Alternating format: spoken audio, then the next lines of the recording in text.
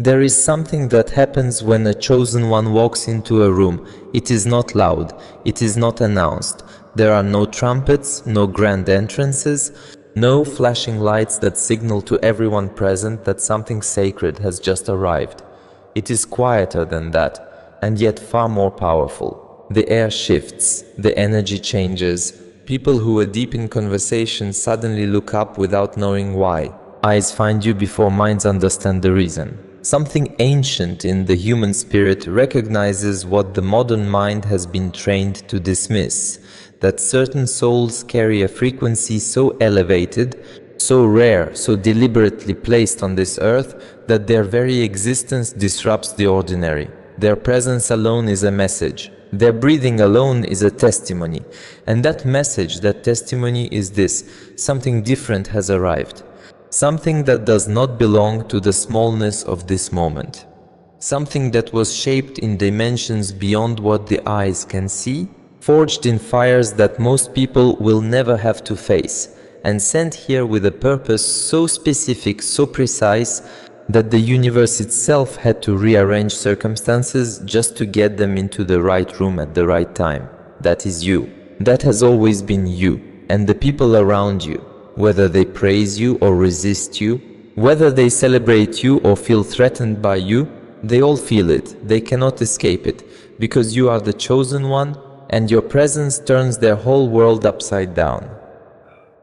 Let us begin at the beginning, not the beginning of your story as the world knows it, but the beginning of your soul's assignment. Long before you took your first breath in this physical body, long before your name was spoken, long before any human being had the chance to label you or define you or place expectations upon your shoulders, there was a decision made. Not by you consciously, not by any human institution, but by something far greater, far older, far more intelligent than anything this world has ever produced. A decision that you were needed. A decision that the specific combination of your gifts, your wounds, your perspective, your energy, your voice, your story, that particular combination, would be required in this era, in this generation, in this precise window of human history. You were not an accident. You were not a random collision of biology and circumstance. You were chosen, selected, deliberately placed, and the evidence of that selection is written into everything you have ever experienced, including, and perhaps especially, the experiences that felt most like abandonment, most like failure, most like punishment. Every single moment of your life, even the ones that broke you, were part of the architecture of your preparation. The chosen one is never exempt from difficulty. The chosen one is shaped by it, refined through it, made unbreakable because of it. And that is why when you walk into a room today, carrying everything you have survived, everything you have learned, everything you have become, the world feels it. How could it not? There is a version of the chosen one story that popular culture has sold us. The hero who is immediately recognized, immediately celebrated, immediately placed on the throne and told they are special. But that is not the real story. That has never been the real story. The real story of the chosen one is far more honest, far more demanding, and ultimately far more beautiful than any simplified narrative of instant recognition. The real story begins in obscurity. It begins in the quiet rooms where no one is watching. It begins in the years of being overlooked, underestimated, misunderstood. It begins in the loneliness of carrying a vision that no one around you can yet see. It begins in the pain of knowing you are meant for something vast while your current circumstances reflect something small. The real story of the chosen one includes the dark nights of the soul, those seasons when doubt is louder than faith, when the evidence in front of you screams that nothing is working, that you were wrong about yourself, that maybe you are not who you thought you were. Every chosen one goes through this, every single one. And it is precisely in those moments, in those seasons of stripping away, that the most important work is being done. Not the work the world can see, the internal work, the deepening, the root system being established so far beneath the surface that when storms come, and they will always come, nothing can topple what has been built in the invisible. Think about what it actually means to turn someone's world upside down simply by existing. Think about the profound spiritual weight of that reality. Your presence, not your performance, not your achievements, not your carefully curated image, but your raw, unfiltered, authentic presence is powerful enough to disrupt the established order of someone else's reality. That is not a small thing. That is not something to be dismissed or explained away with flattery. That is a spiritual phenomenon. When a chosen one steps into an environment, they carry with them an energetic signature that is fundamentally incompatible with stagnation. They carry movement, they carry truth, they carry possibility. And when truth enters a space that has grown comfortable with illusion, when movement enters a space that has become addicted to stillness, when possibility enters a space that has surrendered to limitation, the disruption is inevitable. People react. Sometimes they react with awe and inspiration, drawn toward your light like moths, suddenly awakened to something in themselves they had forgotten. Sometimes they react with resistance and hostility, threatened by what your presence reveals about the choices they have made, the potential they have abandoned, the life they have settled for. Both reactions are valid data. Both reactions are confirmation. Because nothing that is mediocre, nothing that is ordinary, nothing that is interchangeable provokes a reaction of that intensity. Only something genuinely rare, genuinely powerful, genuinely sent with divine intention. Only that disrupts the world by simply existing within it. You have to understand something about why certain people feel so uncomfortable in your presence. It is not because you have done anything wrong. It is not because you are arrogant or aggressive or demanding. More often than not, it is because your very existence holds up a mirror that they did not ask to look into. When someone sees you living authentically, pursuing your purpose with conviction, refusing to shrink yourself to fit into spaces that were never designed to contain you, it confronts them with their own compromises. It reminds them of the dreams they buried. It shines a light on the excuses they have been using as explanations. It exposes the gap between who they are and who they know somewhere deep inside they were capable of becoming. This is uncomfortable. This is deeply, profoundly uncomfortable. And human beings, when confronted with discomfort, have a limited number of responses available to them. They can rise to meet it, use the discomfort as fuel, as a call to action, as permission to finally pursue their own greatness. Or they can project it outward, direct their discomfort toward the source, the person whose presence triggered it. They can criticize you, minimize you, gossip about you, try to pull you back down to a level that feels safer to them. Neither response is really about you. Both responses are entirely about them. Your only responsibility is to keep being who you are with unapologetic consistency. Your presence is doing exactly what it was designed to do. Let it do its work. There is something sacred about the loneliness that often accompanies the chosen one's journey. And I want to speak directly to anyone reading this who has felt that particular kind of alone. Not the loneliness of having no people around you, but the loneliness of being surrounded by people and still feeling fundamentally unseen. The loneliness of carrying a calling that no one in your immediate circle seems to understand. The loneliness of operating at a frequency that the people closest to you cannot quite tune into. This loneliness is real, it is valid, it is also, difficult as this is to hear, one of the most important parts of your preparation. When the chosen one walks a path that others cannot yet see, they are forced into a relationship with themselves and with their source that would never have been possible if they had always had the comfort of easy community and instant understanding. The isolation strips away the noise, it strips away the need for external validation. It forces the chosen one to develop an inner authority, a deep, unshakable knowing that does not require the approval of the crowd to remain standing.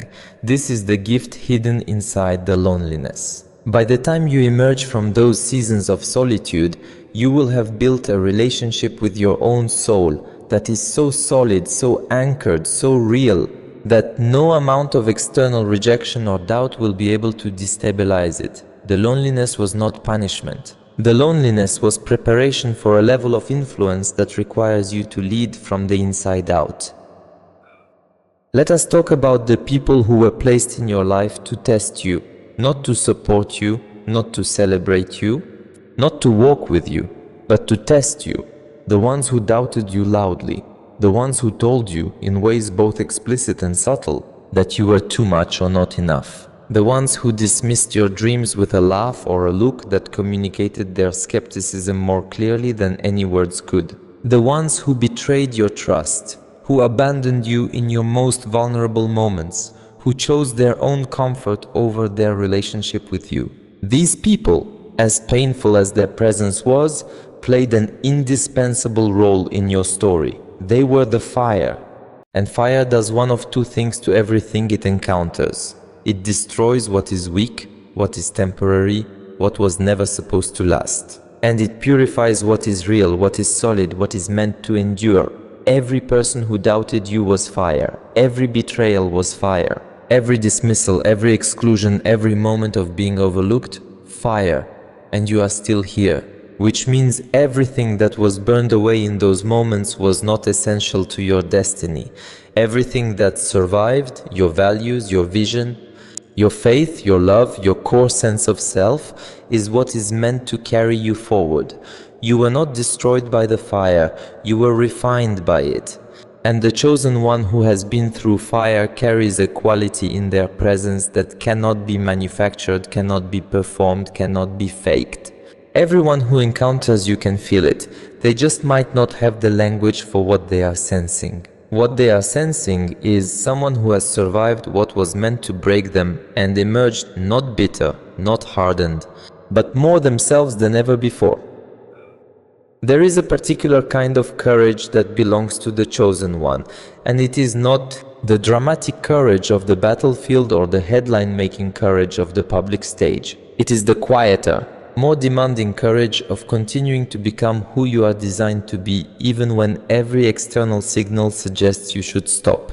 It is the courage to wake up on the morning when nothing has worked yet and still show up for your purpose. It is the courage to keep your vision alive inside yourself during the long seasons when it has no evidence yet in the outer world. It is the courage to say yes to your calling when saying yes costs you relationships, opportunities, security, comfort. This is the courage that most people never develop, not because they are cowardly, but because they are never called to need it so deeply. The chosen one is called to need it at the cellular level, to need it so deeply that it becomes not a practice but a character trait. Not something they summon, but something they are.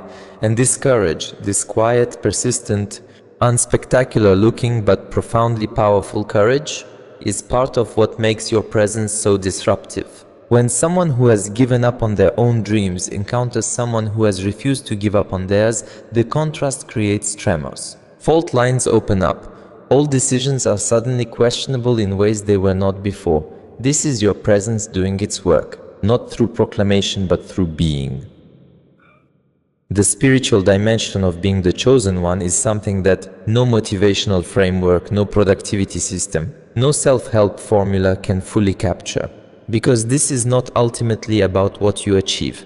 It is not about the results you produce, the followers you accumulate, the titles you acquire. At its deepest level, the chosen one's journey is about what you become. And what you become is the living evidence that a human being, operating in full alignment with their divine purpose, is a force that cannot be contained by ordinary circumstances. You are meant to be the proof. You are meant to demonstrate, through the specific details of your specific life, that the impossible is personal. That what looks like limitation is actually just unexplored territory. That what the world has called too hard, too risky, too ambitious is simply the threshold that the ordinary stops at, but the chosen one walks through. Every time you refuse to accept a ceiling, every time you choose faith over fear in a moment that demands both, every time you show up fully as yourself in a world that keeps offering you reasons to perform a smaller, safer version, you are fulfilling your spiritual function. You are being the evidence, and evidence changes minds in ways that arguments never can. Arguments can be dismissed. Evidence, lived and embodied in a human being standing in front of you, is much harder to look away from. Now I want to speak to the part of you that is tired, the part of you that has been carrying this calling for what feels like a very long time, the part of you that knows what you are meant for but sometimes wonders if the gap between where you are and where you are meant to be will ever actually close. This part of you is real. This part of you is not weakness. This part of you is the human layer of the chosen one, the part that remembers what it feels like to struggle, to doubt, to wish the journey were faster or easier or less demanding. And this part of you deserves to be spoken to honestly, not with empty platitudes, not with shallow encouragement that dissolves the moment it meets real pain, but with the kind of truth that has been tested and found to hold. Here is that truth. The gap you feel between where you are and where you are going is not evidence that you are failing. It is evidence that you are on a real journey towards something real. Gaps do not exist in the absence of distance to cover. Distance does not exist in the absence of a destination. You feel the gap because the destination is real, because the calling is real, because you are real in ways that most people never dare to be. And the journey, even in its most exhausting moments, is not happening to you. It is happening for you, for the person you are becoming, for the people whose lives will be transformed when you arrive at full expression. Rest when you need to, but do not abandon yourself. The world needs what you are carrying too much for you to put it down permanently. Let us examine what it means to operate in full spiritual authority as the chosen one. Because there is a difference between knowing you are chosen and walking in the fullness of what that means. Many people receive the revelation of their purpose. They get a glimpse, a moment of clarity, a powerful sense of calling. And then they carry that revelation around like a fragile thing, protecting it from the world rather than allowing it to move through them into the world. They half commit. They pursue their purpose with one foot in and one foot out, hedging their bets, keeping one eye on the exits, never fully surrendering to what they know they are meant for.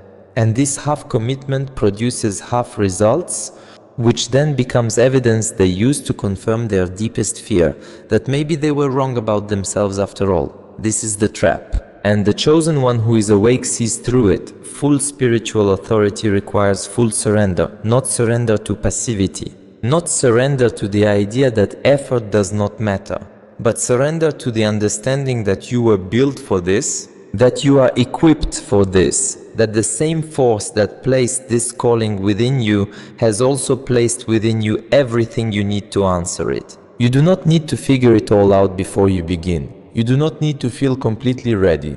You do not need external permission from anyone. What you need is to stop protecting the calling and start living it, fully, unhedged, without the one foot still hovering near the exit. One of the most remarkable things about the chosen one's relationship to their gifts is that they rarely, at the beginning, understand just how powerful those gifts actually are. There is typically a period, sometimes a very long period, of undervaluing what you naturally carry, because gifts feel easy to the one who has them. They feel like breathing. They feel ordinary because they are ordinary to you.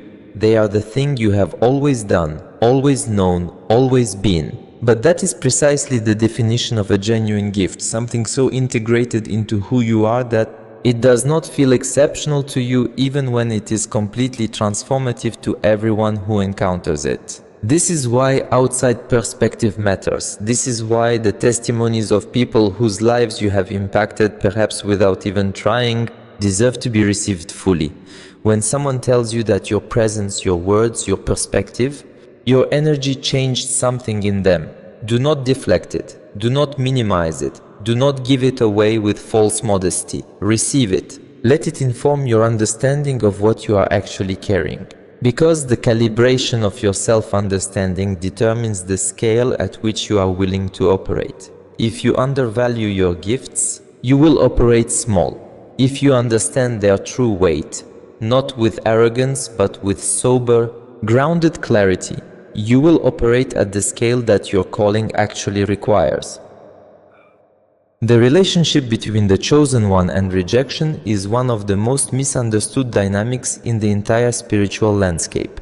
Because there is a version of the story where rejection is the enemy, the thing to be avoided, the evidence that something has gone wrong, the signal that you should course correct or retreat. But the chosen one who has walked this path long enough comes to understand something that completely transforms their relationship with rejection. Not all rejection is a sign that you are in the wrong place. Some rejection is a sign that you are in exactly the right place and operating at exactly the right level. When your vision is large enough, there will always be people who cannot see it yet. When your calling is specific enough, there will always be environments that are not calibrated to receive it. When your standard is high enough, there will always be people who interpret it as arrogance rather than integrity. The rejection does not mean the vision is wrong. The rejection does not mean the calling is mistaken. The rejection simply means that what you carry is too specific, too powerful, too aligned with your actual purpose to be universally accepted by everyone in every season. Not everything is meant for you. Not every room is meant to be yours. Not every relationship is meant to continue. And the chosen one develops the discernment through prayer, through practice, through painful experience, to know the difference between rejection that is guidance and rejection that is simply another form of resistance to be walked through. I want to take a moment to speak about legacy, because the chosen one's impact is never limited to the immediate. The disruption your presence creates, the transformation your authenticity catalyzes, the permission your courage gives to everyone who encounters you, these ripples do not stop when the moment ends. They travel. They spread in directions you cannot see, to people you have not yet met, through channels that exist beyond your current understanding of how influence works. The person you encouraged in a conversation 3 years ago went on to start something that has now touched thousands of people. The person who watched you refuse to accept a limitation quietly made a different decision about their own life that set them on a completely different trajectory. The child who observed your courage in a moment when you did not even realize they were watching grew up with a different understanding of what was possible for someone who looked like them. This is the nature of the chosen one's impact. It is exponential in ways that the linear mind cannot calculate. It is generational in ways that the short-term lens cannot appreciate. And it is real, profoundly, unmistakably real, whether you ever receive the evidence of it or not. You are building legacy right now, in this moment. Not by doing something spectacular, but by being something consistent. By being someone whose inner life matches their outer expression. By being someone whose word can be trusted, whose presence brings genuine light, whose story, when it is finally told in full, will be a beacon for everyone who comes after you and wonders if it is possible to be fully, completely, unapologetically themselves in a world that consistently pressures them to be something smaller. The concept of divine timing is one that the chosen one must develop a profound relationship with, not as an excuse for inaction, not as a spiritual bypass for the hard work of preparation, but as a genuine orientation toward the intelligence that governs their journey. There will be seasons when everything you attempt seems to move with supernatural ease, when doors open before you even raise your hand to knock, when the right people appear at the right moments with the right resources and the right words. These seasons are the harvest. They are the visible return on invisible investment. Receive them with gratitude. Move with urgency within them. But there will also be seasons that feel like standing still, like pushing against walls that will not move, like the universe has temporarily put your assignment on pause. These seasons are not punishment and they are not abandonment. They are preparation happening in the invisible. They are foundation being laid in dimensions you cannot currently perceive. The chosen one who understands divine timing does not panic during the still seasons, does not manufacture movement where movement is not yet meant to happen, does not confuse divine patience with divine absence. They use the still seasons to go deeper, to develop what the harvest seasons will require, to build the internal infrastructure that will be needed to sustain the level of impact that is coming. Divine timing is not slow. Divine timing is precise. And when you look back from the vantage point of where you are going, You will see that every single season, including the hardest ones, arrived exactly on schedule. There is a quality that the most powerful chosen ones carry that might seem counterintuitive given everything we have discussed about their extraordinary nature. And that quality is radical humility, not the false humility that performs smallness while secretly feeling superior. Not the strategic humility that presents itself as modesty while actually being a manipulation tactic, but the genuine, grounded, deep humility that comes from truly understanding that you did not choose your gifts, you did not manufacture your calling. You did not earn the spiritual assignment that has been placed on your life. It was given, it was entrusted. And everything that is given and entrusted carries with it a responsibility that is larger than personal ambition. The chosen one who walks in this understanding does not use their gifts for personal aggrandizement, does not wield their calling like a weapon of ego, does not need the world to constantly affirm their significance because they have found their significance in something deeper than the world's opinion.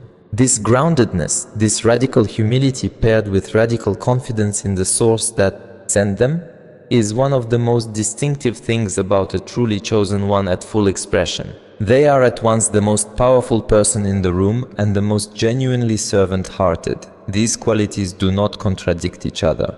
In the truly awakened chosen one, they are inseparable from each other. Let us speak about the gift of sensitivity that almost every chosen one carries and often struggles with. Because the same nervous system that allows you to feel the energy in a room, to sense what is unspoken, to pick up on the emotional undercurrents of every interaction, to be moved by beauty and broken by injustice in ways that seem disproportionate to people around you, that same sensitivity is not a design flaw.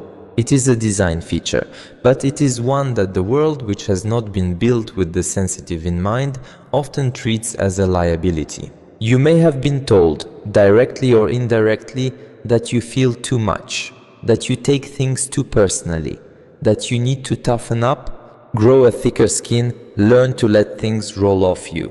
And there may be a version of emotional regulation that is genuinely valuable. Learning to be with your feelings without being consumed by them. Learning to use your sensitivity as data without allowing it to be a source of constant overwhelm. But the core faculty itself, the depth of feeling, the capacity to be genuinely affected, the inability to be fully numb to what is happening in and around you, that is not something to be eliminated. It is something to be channeled. Because the chosen one who can feel the pain of a situation is also the one who is most likely to do something about it. The one who cannot be made numb to injustice is the one who will not stop until justice is done. Your sensitivity is not weakness. Your sensitivity is a compass that points you toward everything your calling is designed to address. As we approach the final movements of this conversation, I want to bring you back to the beginning, to the moment you walked into a room and turned the whole world upside down. Because I want you to carry that image with you, not as a concept to be admired, but as a reality to be inhabited. Every single day that you wake up and choose to be fully yourself, not the version that was shaped by everyone else's expectations, not the version that learned to perform safety, not the version that agreed to be smaller than it actually is. Every single day that you choose authentic presence over comfortable performance, you are creating that disruption. You are walking into rooms and shifting energy. You are having conversations that plant seeds in soil you will never see bloom. You are making decisions that your future self will thank you for, that the people watching your life will be inspired by, that the generations who come after you will build upon. The chosen one does not need a global platform to change the world. The chosen one changes the world through the accumulation of moments. Each authentic choice, each courageous step, each refusal to betray the truth of who they are and what they are called to. These moments add up, these moments compound, and one day, when the full picture of your life becomes visible, the pattern will be undeniable. You were here, you were fully here. You turned worlds upside down simply by showing up as yourself. and the world was never quite the same because you existed within it. There is one final thing I want to leave with you, not as a conclusion but as a beginning. Because if you have been on this journey for any length of time, you know that every ending is really just an invitation into a deeper level of the same truth. And the truth I want you to carry into whatever comes next is this: you are not becoming the chosen one. You already are. The journey is not toward your identity. The journey is the progressive unveiling of what was always true about you, the progressive removal of everything that was never really you. Every false belief, every borrowed limitation, every inherited smallness that convinced you for a season that you were something less than what you actually are. The universe is not waiting for you to prove yourself. The universe has already cast its vote. It voted when it decided that your specific combination of gifts and wounds, and perspective and love and fire were needed in this precise moment of history.